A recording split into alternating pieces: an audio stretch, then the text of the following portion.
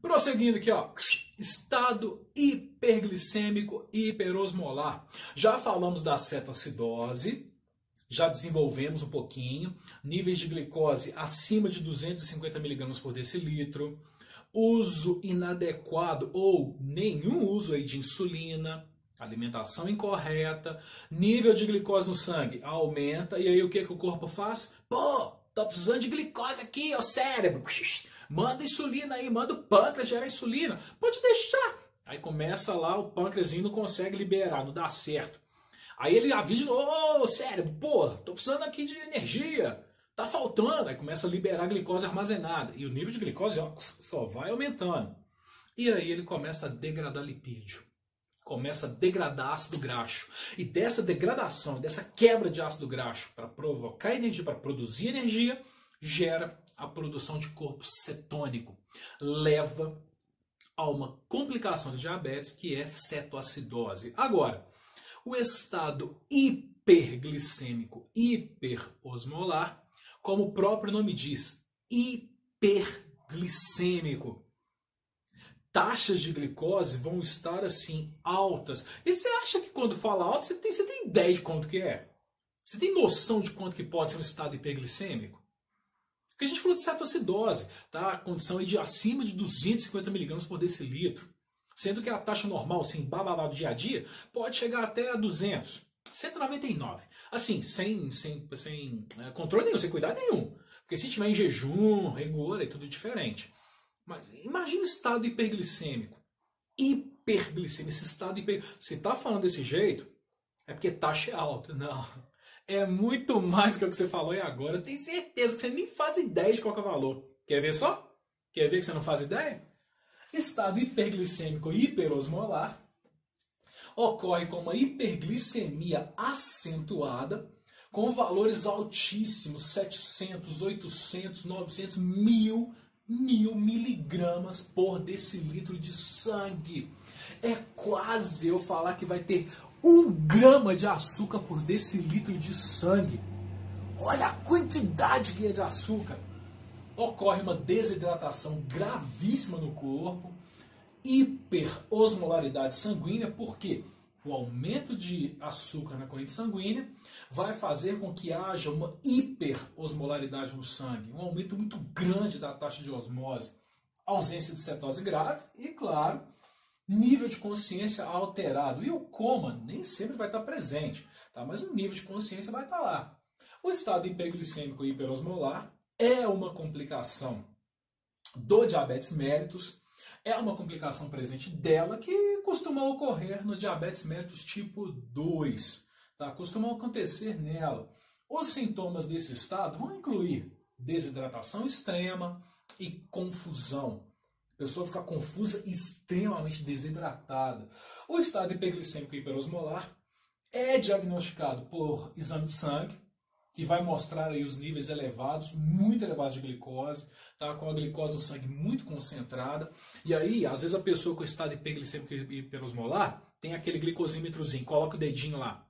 Aí fica esperando o resultado. Aí, ao invés de aparecer o número, 300, 400, 500, aparece a letrinha HI.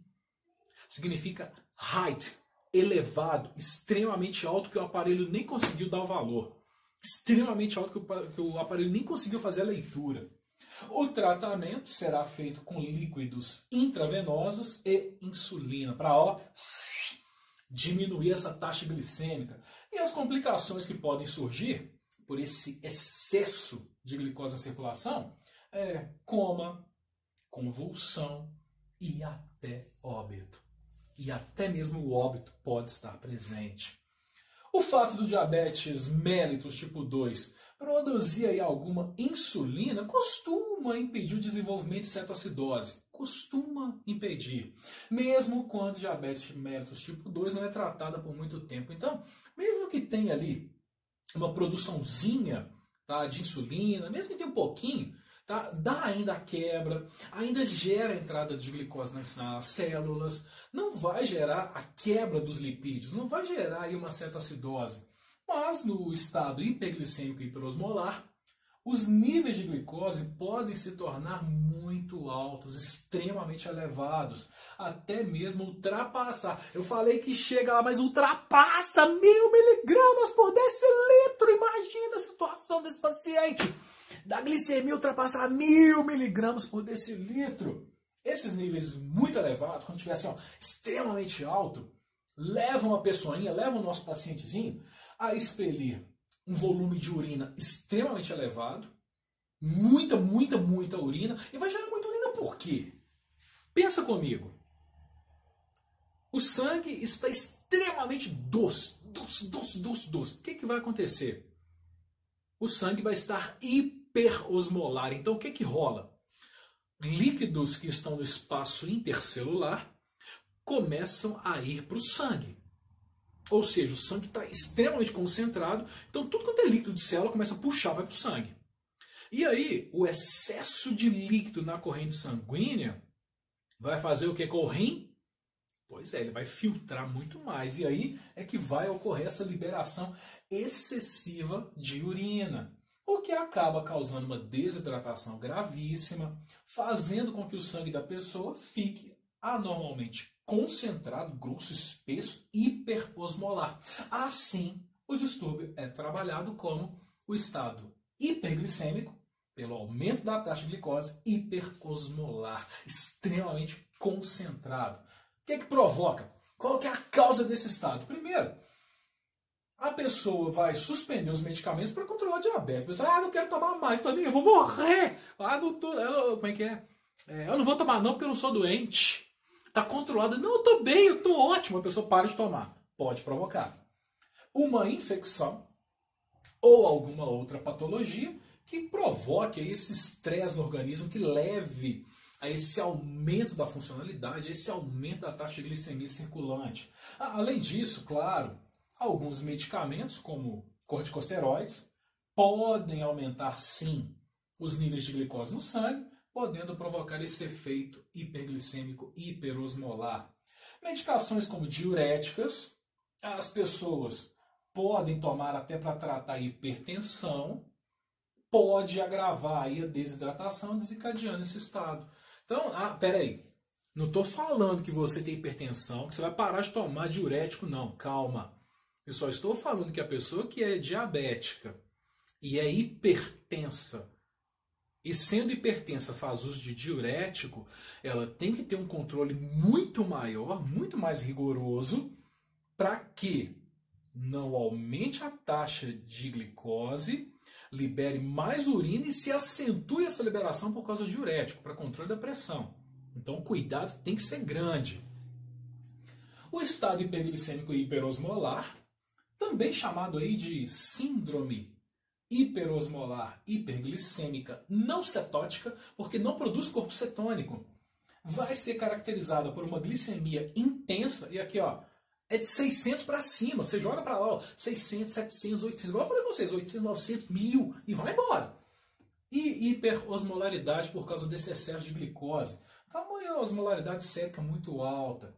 É uma complicação gravíssima do diabetes mellitus, tá? E é a primeira apresentação aí que pode surgir no diabetes mellitus tipo 2, que pode apresentar, que pode aparecer.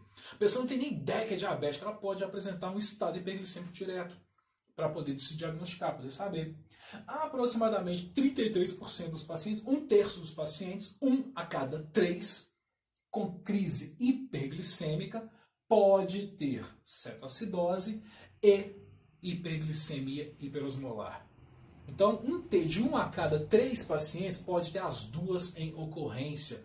Essa taxa muito grande de glicose, gerando esse estado hiperglicêmico e ainda quebrando os lipídios, produzindo cetonas para gerar energia. Afeta pessoinhas de mais idade, mais velhinho, com ou até mesmo sem nenhuma história de diabetes tipo 2. Nunca sabia, nunca tratou, nunca teve. Pode acontecer. Estão associadas a uma desidratação muito intensa, uma desidratação muito grave, e esse aumento da osmolaridade sanguínea vão estar se desenvolvendo ao longo de semanas. Nada que se desenvolve assim de hoje para amanhã. Isso é gradual, isso vai acontecendo. E os níveis de osmolaridade mais elevados aumentam, desidratam acentuadamente o cérebro, o sistema nervoso central, o encéfalo, causando mudanças significativas até na função mental. A pessoa começa a ficar meio confusa. A etiologia, a origem, vai de diabéticos recém-diagnosticados, a origem, alguma patologia aguda, alguma ausência ou o uso irregular de insulina e até mesmo quadros de infecção podem levar a esse estado hiperglicêmico hiperosmolar.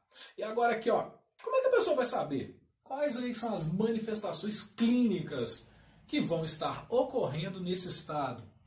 Poliúria e polidipsia inicialmente, mas pode ter alteração do estado mental, alteração do nível de consciência, algum quadro aí de desidratação profunda, uma desidratação muito intensa, perda de peso, a própria fraqueza pela ausência do uso da glicose nas células, infecção, uma insulinoterapia ou até mesmo tratamento com hipoglicemia antioral inadequado. Então fez uso de hipoglicemia antioral, insulina de forma incorreta, pode provocar alguma patologia aguda num paciente que já é diabético.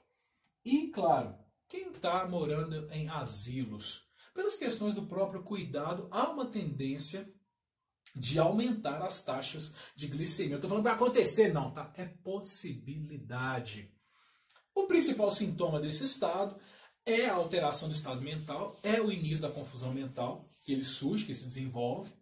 Essa alteração vai aí de uma confusão leve, uma desorientação, até um quadro de sonolência e coma. O estado hiperglicêmico hiperosmolar pode levar ao estado de coma.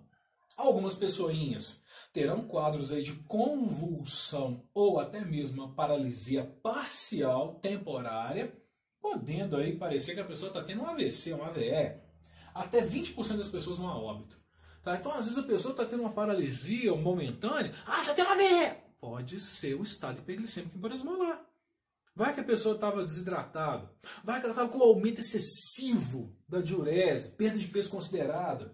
E outros sintomas que podem aparecer antes do estado mental: micção frequente, sede extrema. Faz muito xixi, tem muita sede, antes de apresentar diretamente essa confusão mental instalada. O diagnóstico é básico e segue o mesmo princípio da cetoacidose diabética. Avaliação correta no exame físico, uma anamnese bem feita e os exames laboratoriais para fazer a mensuração da taxa de glicose na corrente sanguínea e, se preciso for, cultura de sangue e urina para as questões infecciosas e monitorização do paciente.